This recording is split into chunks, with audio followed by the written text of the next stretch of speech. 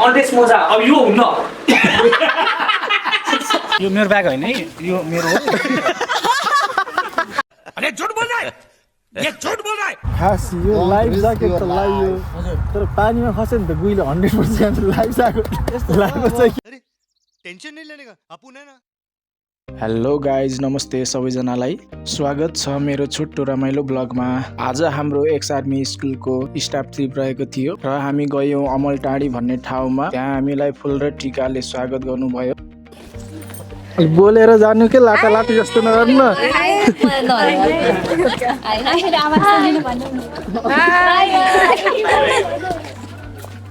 के भन्नु त? हेलो सर, हामी आइम ल। के भन्नी? आइम ल भनेर जानला आउनु भयो। आइम ल गएम ल। हामी कतिजना छौँ त यहाँ टोटल? यो मेरो ब्याग होइन है, यो मेरो हो। अरे झूठ बोल रहा है, ये झूठ बोल रहा है। स्वागत गरिसके पछाडि होटेलको पछाडि एउटा सानो पार्क रहेछ। त्यहाँको दृश्य हेरिसकेपछि हामी आफ्नो रुममा गयौँ। यो चाहिँ हाम्रो रुम हो। रुमहरू चाहिँ भित्र बाहिर चाहिँ थारू कल्चरले बनाइएको रहेछ। एकदमै राम्रो थियो। 2टा बेड पनि थियो रुममा चाहिँ। त्यसपछि अरू सरहरूको रुममा गयौँ हामी रमाइलो गर्नलाई। अन्टेस मोजा अब यो हुन्न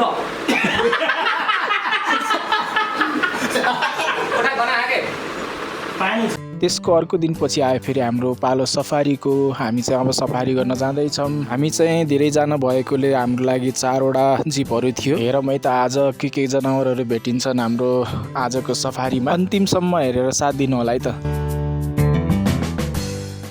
हामी जाँदै गर्दा चाहिँ एक्कासी एउटा चाहिँ भाले र पोथी मयूर देखियो। भाले चाहिँ मयूरहरू फिजाएर चाहिँ नाच्दै थियो है। अनि यस्तो चाहिँ पोथीलाई आकर्षण गर्नको लागि नाच्छ अरे क्या। यस्तो मैले फर्स्ट टाइम देखेको है, यस्तो रियलमा नाचेको चाहिँ। मयूर नाचेको हेरेपछि चाहिँ हामी फेरि अगाडि बढ्दै गयौँ है। अनि एक्कासी गैँडा र गैँडाको बच्चा देख्यो क्या। गैँडा र गैँडाको बच्चा सँगै बसेको देखेको छैन, यस्तो क्युट देखेको थियो क्या। त्यसपछि पनि फेरि थरी थरीको मृगहरू भेटियो कति धेरै। हजुरहरूले कति थरीको मृग देख्नुभएको छ कमेन्ट गर्नु होला है त। आजको सफारी चाहिँ एकदमै रमाइलो भयो। अब चाहिँ हामीले जाँदैछौँ बोटिङ गर्न है त।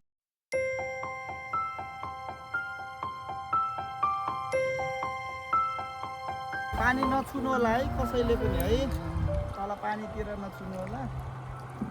खास यो लाइफ ज्याकेट त लगाइयो तर पानीमा खस्यो नि त गुइले 100% लाइफ ज्याकेट लगाएको चाहिँ।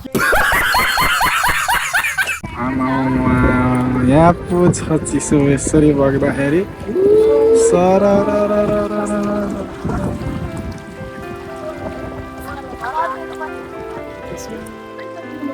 यसरी रमाइलो गर्दै जाँदा हामीले 1-2 ठाउँमा गुईहरू पनि देख्यौँ है। यसरी रमाइलो गर्दै गर्दा अब भने हाम्रो बोटिङको टाइम पनि सकिसकेको छ। लगभग हामी आधी घन्टा जति बोटिङ गऱ्यौँ है। ल अब भने हाम्रो बोटिङको टाइम सक्यो, हाम्रो ठाउँ पनि आइसक्यो है त। बाघ हेर्नु भयो नि त? कस्तो हेर्यो त हामी भाग्यमानी। हाम्रो गाडी नै आएन। हामी बोटिङबाट झर्ने ठाउँमा गाडी पनि लिन आइसकेको रहेछ। हामी चाहिँ अब गाडी चढेर चाहिँ सिधै होटेलतर्फ लागेर चाहिँ खानासाना खाएर चाहिँ हामी फेरि घरतिर लाग्छ। यदि हजुरलाई यस्तै भ्लग मनपर्छ भने कमेन्ट गर्नु होला, लाइक गर्नु होला है त। अन्तिमसम्म हेरेर साथ दिनुभएकोमा धेरै धेरै धन्यवाद।